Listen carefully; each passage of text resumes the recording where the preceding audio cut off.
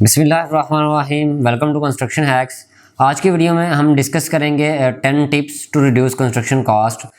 वो 10 तरीके जिनसे हम अपनी जो घर की कंस्ट्रक्शन है उसकी कीमत में जो है हम वो कमी ला सकते हैं।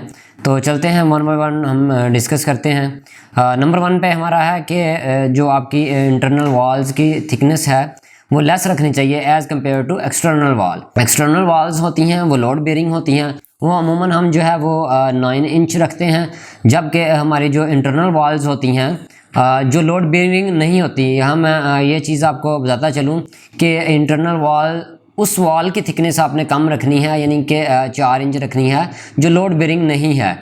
जैसा कि हमारी जो वाशरूम्स की वॉल्स होती हैं या किचन की वॉल होती है, जिनको जो पार्टीशन वॉल्स होती हैं जो एज अ पार्टीशन का काम करती हैं, जिन पे डायरेक्टली लोड जो है वो नहीं आ रहा होता। तो इससे क्या होता है कि जब हमारी थिकनेस कम होगी तो हमारी ब्रिक्स जो हैं वो कम यूज़ होंगी। ब्रिक्स कम यूज़ होंगी तो हमारा इसी तरह सीमेंट, सैंड, ये चीज़ें कम यूज़ होंगी, तो हमारी जो कॉस्ट है वो काफ़ी हद तक रिड्यूस हो जाएगी। नंबर 2 पे हमारे पास आ जाता है कि यूज़ लोकली अवेलेबल मटेरियल, कि आपने जो भी आपके सराउंडिंग में मटेरियल अवेलेबल है वो आपने यूटिलाइज़ करना है। यानी कि सैंड हो गया, क्रश यानी कि बजरी होगी, जो आपको नियरेस्ट पॉसिबली मिल सकती है, आपने वो यूटिलाइज़ करनी है। उससे क्या होगा, एक तो वो क्योंकि आपके इलाके की होगी, सस्ती मिलेगी।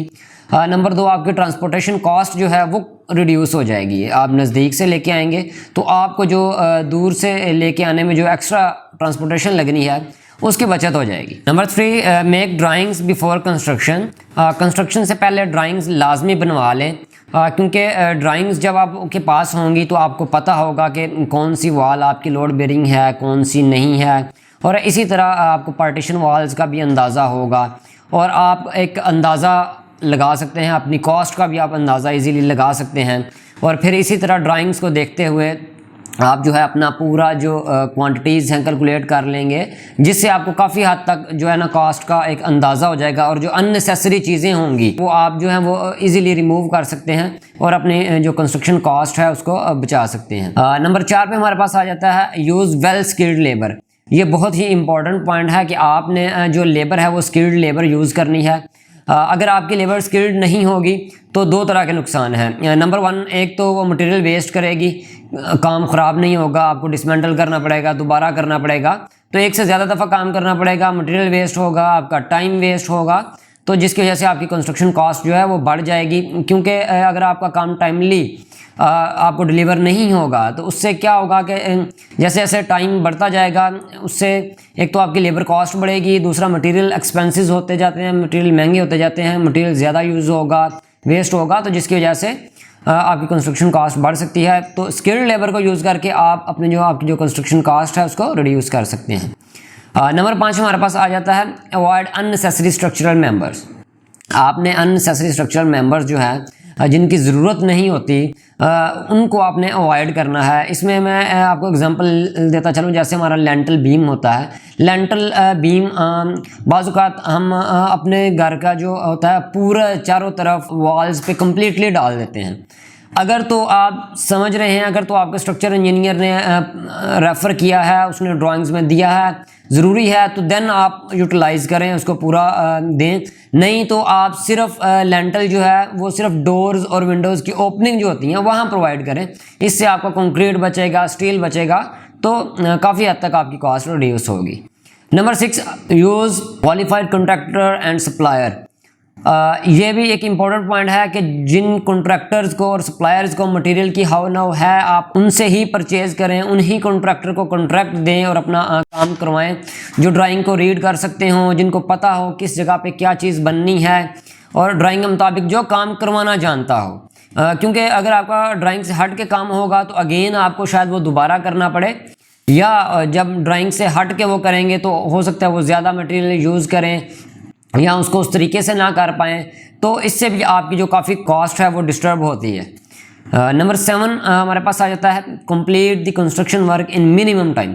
जितने कम वक्त में आप जो है वो कंप्लीट कर सकते हैं आप उसको कंप्लीट करें, क्योंकि जैसे जैसे आपका टाइम बढ़ता है आपकी लेबर कॉस्ट बढ़ती है, तो जिसकी वजह से आपको ये जो एक्स्ट्रा कॉस्ट है ये पे करनी पड़ती है। तो टाइमली जब आप कंप्लीट करेंगे तो इससे क्या होगा कि आपकी लेबर कॉस्ट मिनिमम होगी और आपको टाइमली डिलीवर होगा प्रोजेक्ट। जब टाइमली डिलीवर होगा तो अगर आप उसको as a investment purpose sale करने के लिए बना रहे हैं तो आप टाइमली उसको सेल करके एक अच्छा प्रॉफिट कमा सकते हैं। Number 8, construct less walls in ground floor. Less walls in ground floor, इसका मतलब ये है कि आप ग्राउंड फ्लोर पे जो है वो अगर आप लेस वॉल्स बनाएंगे तो उसमें आपका कॉस्ट इस तरीके से रिड्यूस होगी कि आपको फाउंडेशन एक्सकेवेशन नहीं करनी पड़ेगी उस वॉल के लिए, फाउंडेशन नहीं, क्योंकि जो ग्राउंड फ्लोर होता है उस पर ज़्यादा एक्सपेंस आते हैं। ऑलमोस्ट 30% एक्सपेंसेस जो होते हैं वो ज़्यादा आते हैं, तो इसीलिए क्योंकि जो आपकी फाउंडेशन है वो देनी पड़ती है। तो ग्राउंड फ्लोर पे अगर वॉल्स आपकी कम होंगी तो इससे क्या होगा कि आपकी जो फाउंडेशन कॉस्ट है वो सेव होगी, तो इससे भी आप कॉस्ट रिड्यूस कर सकते हैं। नंबर 9 आ जाता है design A room in square और रेक्टेंगुलर शेप। आपके जो रूम्स हैं वो प्रेफरेबल जो होता है वो स्क्वायर ही होता है कि ज़्यादा स्क्वायर में करेंगे। स्क्वायर और रेक्टेंगुलर में तकरीबन 20% कॉस्ट का जो है वो फ़र्क आ जाता है, लेकिन आप रेक्टेंगुलर भी दे सकते हैं। अगर आपका जो प्लॉट है उसका साइज़ इस तरीके से है तो आप रेक्टेंगुलर भी दे सकते हैं, लेकिन आपने इस चीज़ को अवॉइड करना है। ऑक्टागोनल या सर्कुलर रूम्स जो होते हैं अक्सर एस्थेटिक व्यू के लिए दिए होते हैं, लेकिन उनको आपने अवॉइड करना है। तो उनको अवॉइड करते हुए स्क्वायर बनाते हुए आप अपनी कंस्ट्रक्शन कॉस्ट को रिड्यूस कर सकते हैं। Last point, develop more rooms at second floor. Second floor पे आप रूम्स ज़्यादा बनाएं as compare to first floor, क्योंकि अगर आप फर्स्ट फ्लोर पे ज़्यादा वॉल्स देंगे तो जैसे मैंने 8th पॉइंट पे हमने डिस्कस किया कि आप लेस वॉल्स दें। इसी तरीके से आप ऊपर जब आ जाएं फर्स्ट फ्लोर पे तो वहाँ आप, क्योंकि हमारी स्लैब होती है आरसीसी, वहाँ हम जिधर मर्जी चाहें वॉल दे सकते हैं, तो उस वॉल का as compare to ground floor ख़र्चा भी कम होता है। तो आप ज़्यादा रूम्स ट्राई करें, मैक्सिमम रूम्स जो है वो अपने फर्स्ट फ्लोर पे या सेकंड फ्लोर पे उन फ्लोर्स पे लेके जाएं। उससे क्या होगा, आपकी 30% कॉस्ट जो है वो रिड्यूस होगी। तो मैं उम्मीद करता हूं कि आज की वीडियो आपके लिए काफ़ी इन्फॉर्मेटिव रही होगी। तो मज़ीद इन्फॉर्मेटिव वीडियोज़ के लिए आप चैनल को लाइक करें, सब्सक्राइब करें और अपने फ्रेंड्स के साथ भी शेयर करें। मिलते हैं नेक्स्ट इन्फॉर्मेटिव वीडियोज़ में। अल्लाह हाफ़िज़।